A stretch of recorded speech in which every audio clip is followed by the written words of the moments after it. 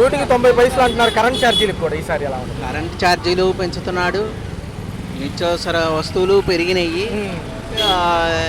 కూరగాయలు ధరలు అలాగే ఉన్నాయి, తగ్గలేదు, తగ్గే సూచన లేదు. ఆయన ఏదో చెప్పారని అది కాదు ముఖ్యం.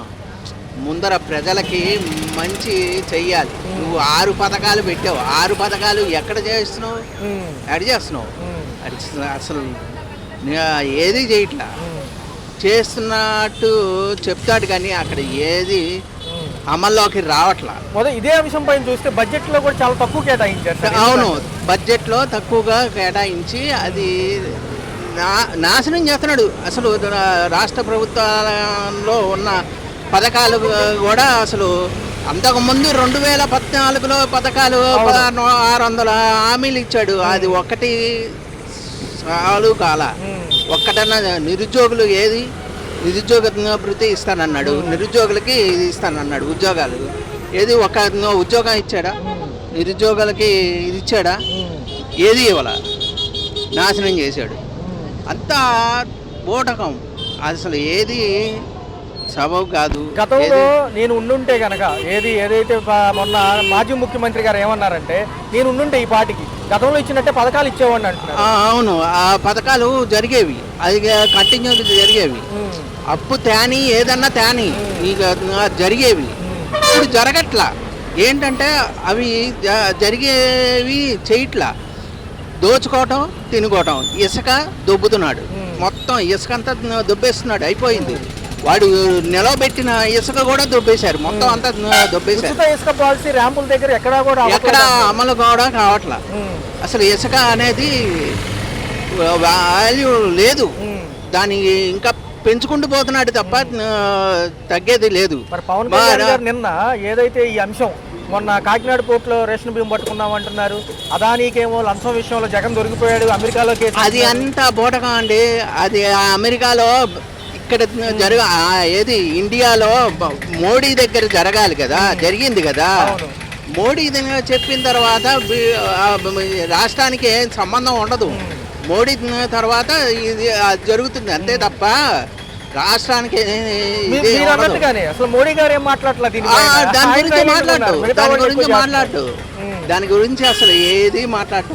మోడీ అసలు ఏది మాట్లాడు, కామ్గా చేసుకుంటూ పోతుంటాడు. అంటే ఆ మోడీ అనవసరం, మోడీ కూడా అనవసరం. నిత్యావసర వస్తువులు ధరలు తగ్గించమనండి, అది తగ్గిస్తే కొంచెం అందరూ సాల్వ్ అవుతారు. ఏది సాల్వ్ అవట్లా, అసలు సాల్వ్ అనేది అవట్లా. ఓకే సార్, మరి ఏంటి అభివృద్ధి అంటున్నారు? అభివృద్ధి 4 ఏళ్ళలో చేసేస్తాం అంటున్నారు.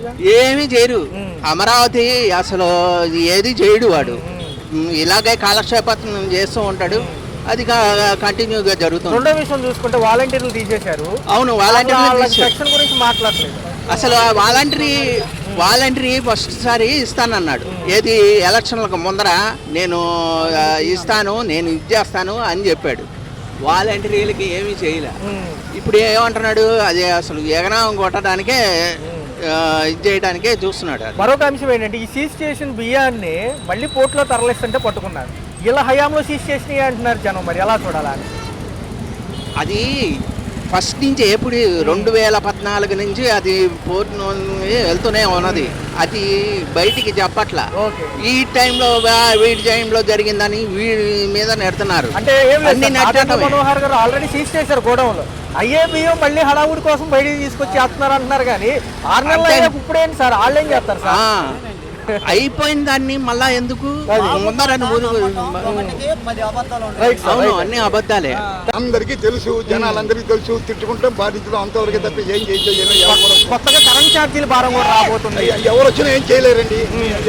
అనేవాడబుల్ దర్శాలంటే వాట్ ఎవర్ గవర్నమెంట్, ఏ గవర్నమెంట్ వచ్చినా ఏం వచ్చినా సరే మనం భరించాల్సింది తప్పదు.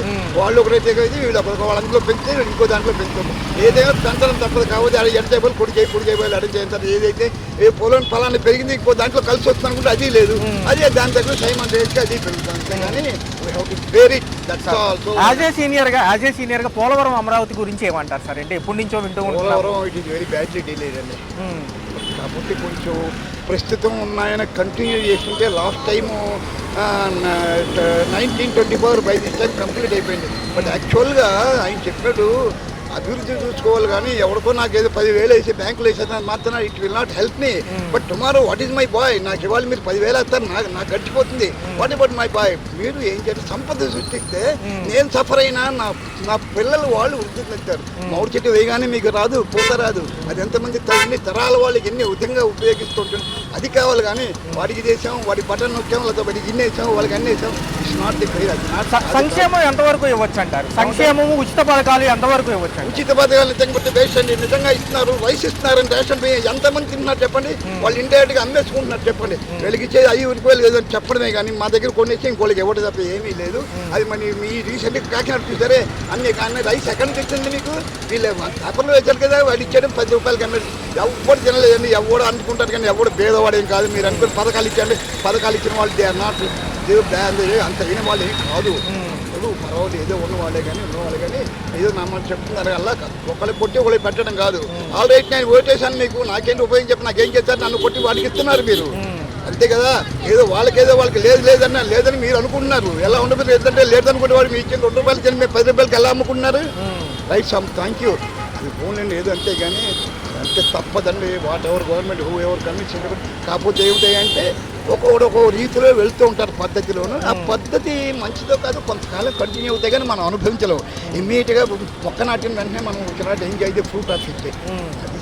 ఈ 4 ఏళ్ళు అభివృద్ధి వైపు వెళ్తామంటారు ఈసారన్నా? టైం సరిపోదండి, టైం సరిపోదు దీనికి సరిపోదు. ఈలో ఎందుకంటే రకరకాలు వస్తూ ఉంటాయి కానీ యాక్చువల్గా అయితే opposition party who ever it may be they have to support, సహకరించి నెక్స్ట్ టైం మనం ఏ రకంగా రావాలి వాళ్ళు చూడాలి. కానీ చేసిన ప్రతి దాంట్లో ఎవరైతేనే ఏ పార్టీ అయినా సరే ఇష్టం పాయింటింగ్ అవుట్స్ చాలా ఇచ్చామండి. ఈ విధంగా చేస్తున్నా, ఇది కాదు ఇలా అయితే డెవలప్ అవుతుందని మీ తెలివితేటలు చెప్పండి ఏ విధంగా అవుతుంది. అంతేగాని నువ్వు ఇది తప్పు చేసావు, don't point out it, out improve it, ఎలా ఇంప్రూవ్ చేయగలం, ఏం చేయగలం చెప్పు. ప్రతి ఎన్నికల్లో కూడా మనం ఈవీఎం ట్యాంపరింగ్ గురించి వింటూ ఉంటాము. అసలు ఏంటి సార్ ఆ వ్యవస్థ? ఈవీఎం ట్యాంపరింగ్ అది ఏం లేదండి, అది ఊరికే అంతేగాని అది నాట్ దట్. అది ఊరికే అది ఉక్రోషం కొద్దీ మనం ఓడిపోయామని చెప్పాడు కానీ నేను గెలిస్తేనేమో చెప్తాడు, ఓడిపోయినట్టు చెప్తాడు. ఓడిపోయిన ప్రతి వాడు చెప్పే మాటే ఈవీఎం ట్యాంపరింగ్. అది అలా ఉప ముఖ్యమంత్రి గారు పవన్ కళ్యాణ్ గారు పనితీరులు ఎలా ఉన్నాయి? ఇప్పుడు కొంచెం మనిషి కొంచెం ఇదిగా ఉన్నాడు కదా, కొంచెం అనుభవితే రాజకీయాల్లో తెలుస్తుంది. కాకపోతే కొంచెం నాకు అర్థమైంది ఏంటంటే ఈ has got something you have to do to the public అనే ఆలోచనలో ఉన్నాను నాకు అనిపిస్తుంది. కొంచెం ఏంటంటే వీళ్ళకి టైం సరిపోదు, వీళ్ళకి 5 ఏళ్ళలో చేయాలని ఎన్నో అనుకుంటారు. అనే అవకాశం మనం ఇవ్వాలి. At the same time we must also cooperate to the government. Okay sir, government సహకరించాలి. అంతేగాని ఏదో మనం వాళ్ళు వీళ్ళని చేయడం కాదు. ఎవరు మేబీ మనం వీ హ్యావ్ టు సపోర్ట్ చేయాలి. మనం ఏమైనా ఉంటే to the extent how far it మనం ఎంకరేజ్ చేయాలి కానీ పాయింట్ అవుట్ చేయడం కాదు. ఎలా ఇంప్రూవ్ చేయాలి చెప్పుకుంటే మనకి ఇది అవుతుంది. ఈ రేషన్ బియ్యం పట్టివేత కాకినాడ పోర్టులో కానివ్వండి, ఈ అదానీ లంచం విషయంలో కానివ్వండి, గత 4 రోజులుగా వాదనలు జరుగుతున్నాయి. ఎలా అనిపిస్తుంది? అదండి మేబీ ఫ్యాక్ట్ అండి, మీకు కళ్ళకు కనపడుతుంది ఉంది కదండి. అది ఏం లేదు చెప్తున్నా, ఇది కరెక్ట్ రేషన్ మీకు చెప్తే ఏదైనా నిజంగా నన్ను అడిగితే చెప్తాను. చూద్దారా మోడీ అని తీసేసాడా, దాన్ని ఏమంటారు రాయితీలు తీసారు. రాయితీలు తీస్తే బాగుపడుతుందండి. ఇప్పుడు ఎలా బాగుపడ్డా రైలు రాయితీ తీసాడు, లేకపోతే ఈ సీట్ల నుంచి రాయితీ తీశారు. Are you not surviving it. కొంతకాలం ఉంటే దేశం బాగుపడేంత వరకు చెయ్యాలి. అది ఏది ఇచ్చి మనం సోమరి చేసేది వస్తుంది దాని కోసం కాదు. అది చేస్తే కొంచెం అంటే ఇవ్వకూడదని కాదు, పేదవాళ్ళని ఎప్పుడు మనం అనిపించాలి. బట్ ఎంతవరకు ఇవాళ పేపర్లో మళ్ళీ నేను చూశాను, పేదవాళ్ళు ఎంతమంది ఇచ్చిన అనుభవిస్తున్నారు, ఎంతమంది లబ్ధి పొందుతున్నారని. నథింగ్.